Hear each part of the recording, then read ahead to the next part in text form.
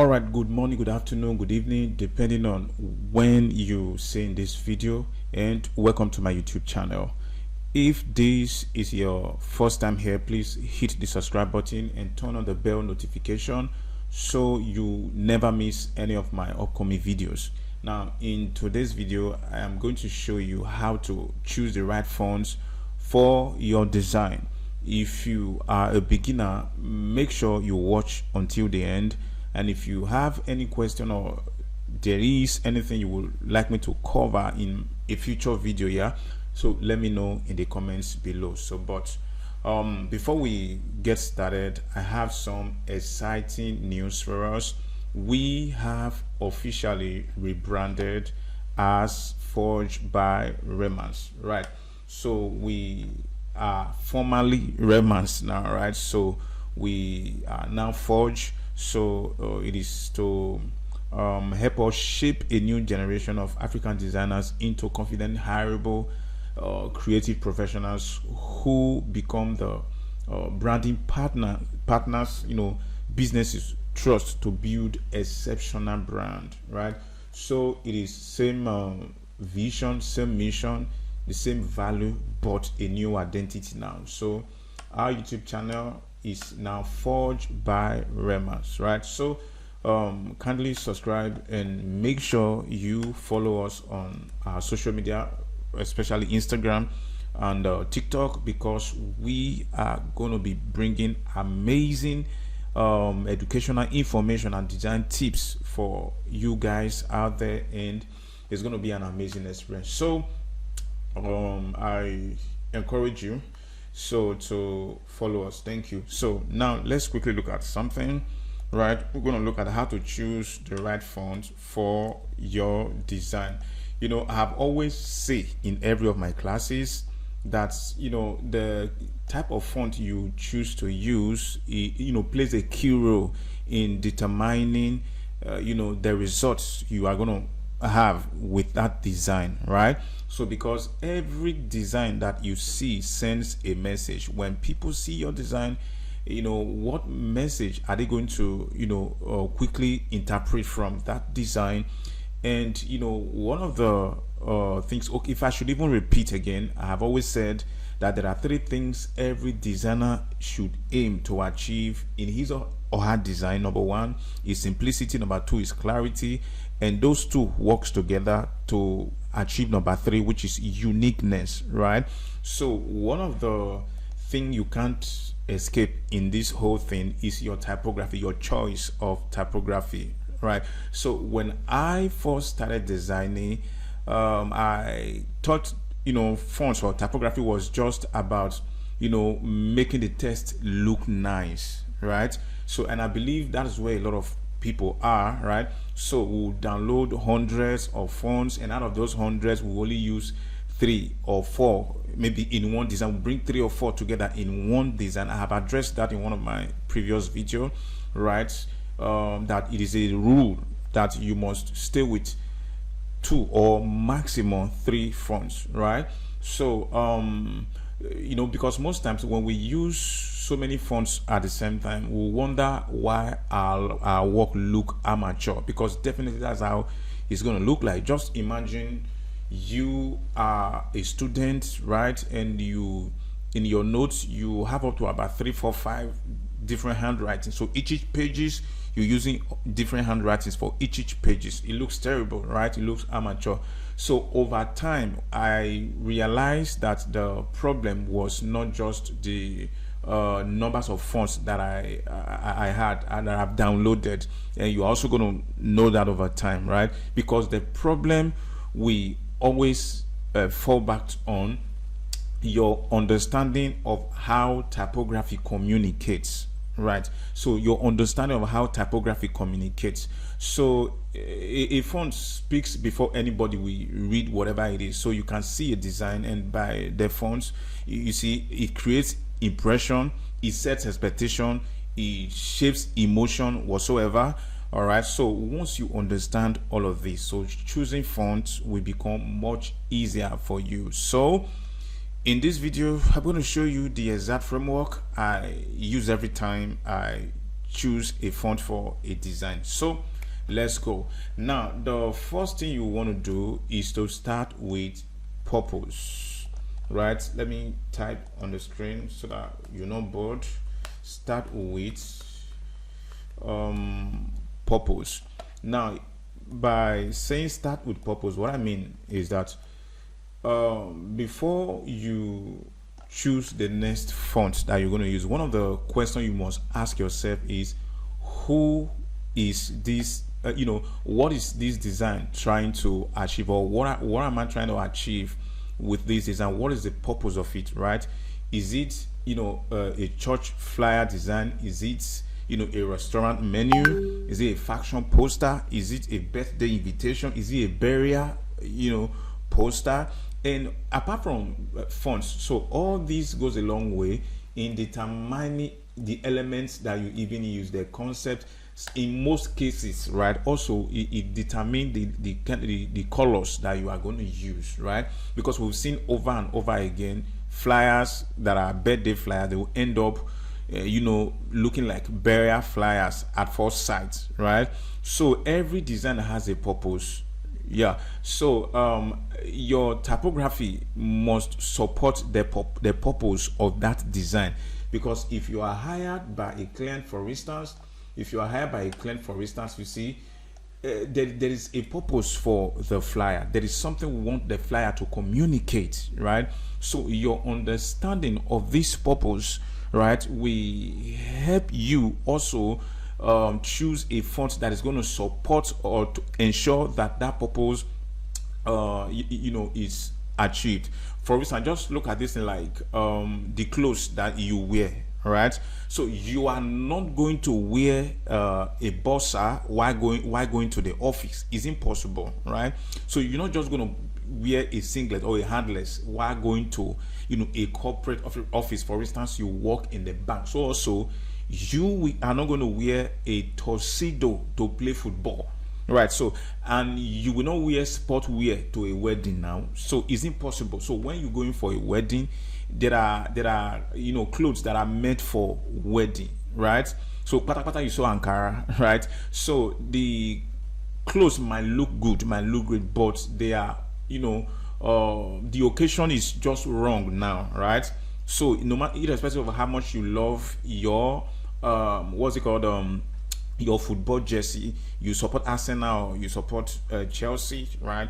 But you can't just wear it to the wedding. When it comes to attending a wedding, you have to look for what is befitting, right? So that is exactly how font looks, right? So the first mistake most beginners will make is choosing font based on appearance instead of purpose. If you go to a website where you have fonts, where you can download fonts, there are numerous fonts, but you are not just going to download, right? You are not going to download any font, right? Simply because you love it or because it appears to be fine. You can download it and keep it, right? But when it comes to working with it, right, purpose should always come first, right? So purpose should always come first. Purpose should always come first. So number two, we have to look at understand your audience. Understand your audience. Understand your audience. Now, who are your audience? Your audience simply means the people that are going to because every design that you are going to make is for people. People are going to view it, right? So the next question you are going to ask yourself now is, who is going to see this design? Okay, so a flyer that is designed for children, I wish I connected my what's called USB drive, external storage. I would have been able to bring us some flyers to illustrate all this, right? So because when you design for children, you see, you are not going to use the same typography that you use for designing for adults. For instance, this now, right? So when designing for kids, there are certain fonts you can use to create for kids. For instance, I think Badabum can work. Badabum can work for kids, so on and so forth. Why? See, the reason is because these are, things that are appealing to young people. I mean kids, right? So that's why when you go to a primary school, what you are going to see first, a nursery school, let's use a nursery school, what you are going to see, you are going to see splash of colors everywhere because it is attractive to children. But when it comes to adults, you have to be mindful. You can't splash color everywhere like that. Just imagine you are painting your room and you have 12 different colors, in your room. Purple, black, red, green, indigo, magenta, so on and so forth, manner of green, manner of red. So it looks terrible, right? So it can give you nightmare. So a beauty brand speaks differently from a construction company. You must understand that. So a luxury hotel communicates differently from a gaming channel. So also, when you always think about the person that is going to look at your design. Once you understand the purpose, think about the person who is going to look at your design. Now, this design, is it meant for kids? Is it meant for youths? Is it meant for, or is the flyer for a youth church, a youth program, or is the flyer for an adults program, right? When I say adult, I mean elderly. Yeah, that's all. So you must ask yourself what would appeal to them, right? Because good design is never about what you like. That's where a lot of us make the mistake. Good design is not what you like. You must play by the rule. So it is about what your audience needs to see and feel. So that's why it is very necessary that we are going to go to a website where we can just pick one or two fonts, right? So I'm going to illustrate this to us when we get there, right? I'm going to illustrate this to us when we get there. I think maybe can we, okay, so let's move on rather. So now the third thing that you want to do, we are going to practicalize all these things. The third thing you want to do is choose the emotion. Choose the emotion.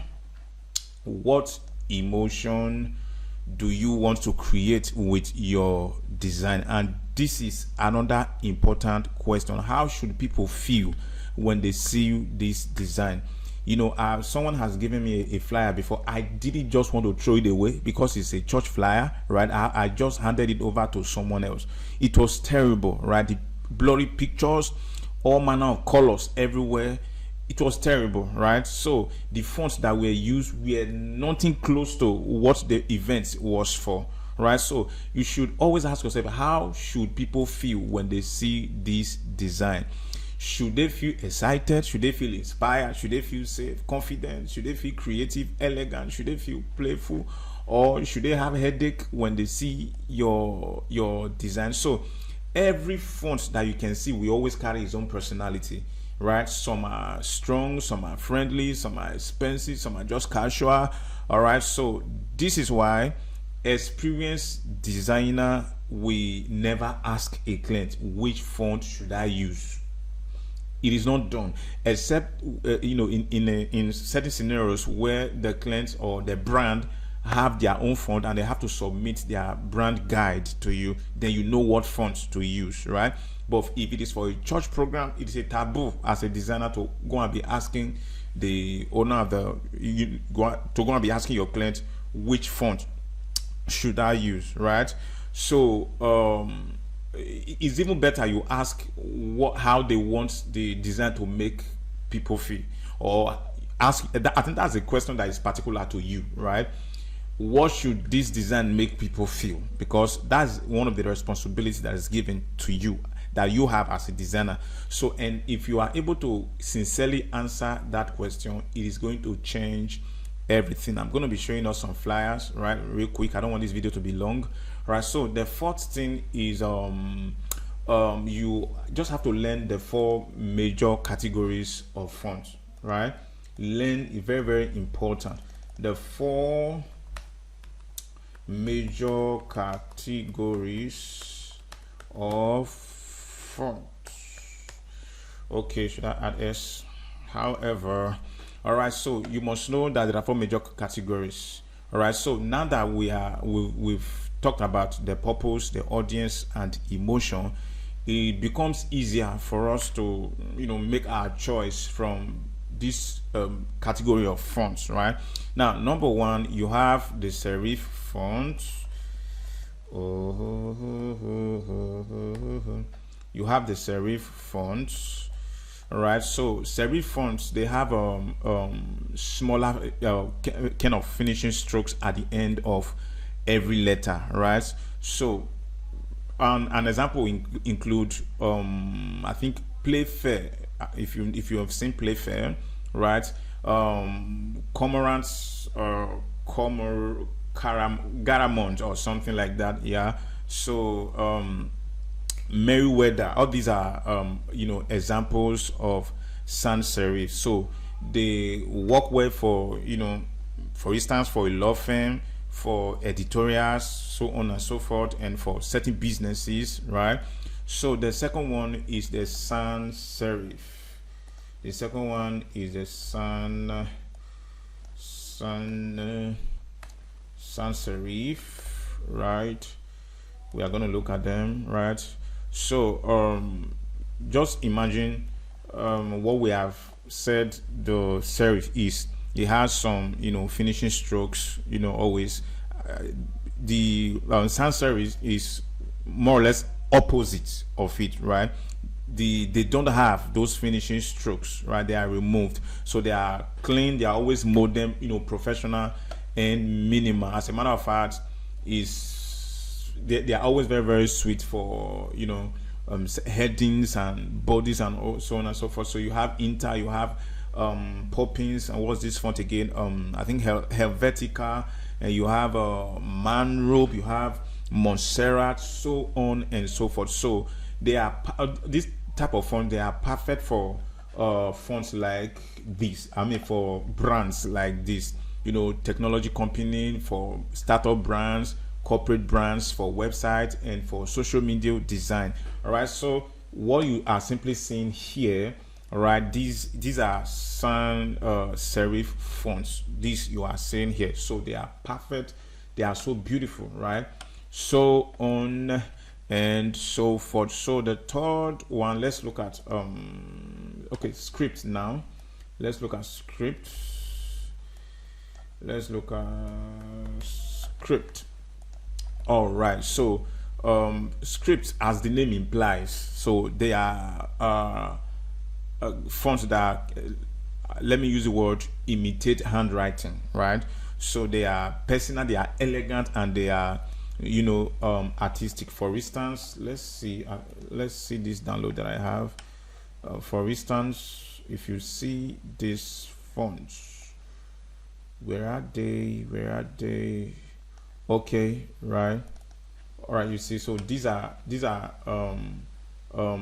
script fonts, right? So they are very, very much elegant, and they are commonly used for wedding. For instance, when you are designing for wedding invitation, wedding programs, so on and so forth, those type of fonts are always very, very necessary for beauty brands, invitations, and certain premium packaging. And I think is these script fonts are kind of gender partial. The reason why I said, or what I mean by gender partial, is they are mostly for women. Women love script fonts. So when you are dealing with women, when you are designing for ladies, maybe ladies events or whatever, so there's a high chance that they are going to request for such fonts, right? So you cannot use this script font for paragraphs like the body as you have here. You can't use the script font for paragraphs, for body. You can't even use it for headings. You can't overuse it, right? Maybe you can make any of these, for instance, the D or whatever, to be a script font, just to give it a style. Is majorly to give style to your sans serif. All right, so you can't use it for paragraph, all right, because they are always very difficult to read. They will become difficult to read. So the fourth one that we're going to look at, the display. Oh, Gabaya Dabash. Okay, display fonts. Display fonts, as the name implies, they are designed to grab your attention, right? So that's what they are. They are display fonts. So they are bold, they are decorative fonts, they are unique.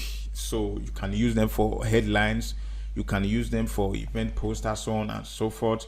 And again, you can't use these display fonts also for the body or for paragraph, right? So they are only just meant to attract, to get attention, right? They can't carry long information like just writing a full paragraph. It can't do it, right? Just you can just use it maybe for the heading because they are decorative, just to get that attention, right?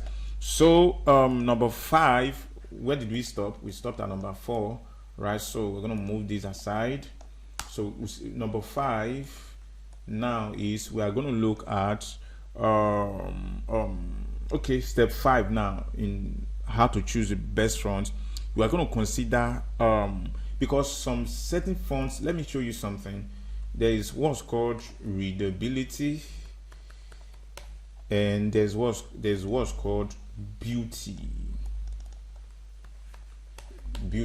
Now listen, so long design is concerned, right, readability will always be premium, or will always be preferred above beauty. It comes before beauty. So the next step is let's put it this way, that readability before beauty, right? Because one of the biggest mistake beginners will make is choosing font that look attractive or impressive, but they are very difficult to read. In those days, many times I did jobs for people and they will get back to me and say, oh, we can't actually read what this is, please can you make it readable, can you change the font? All right, so you must remember that if people cannot read whatever it is, the design has failed, because the first major purpose of every design is to communicate. So if people can't read what is there, so is nonsense. So one of the questions you are going to ask before using that font is, can somebody read this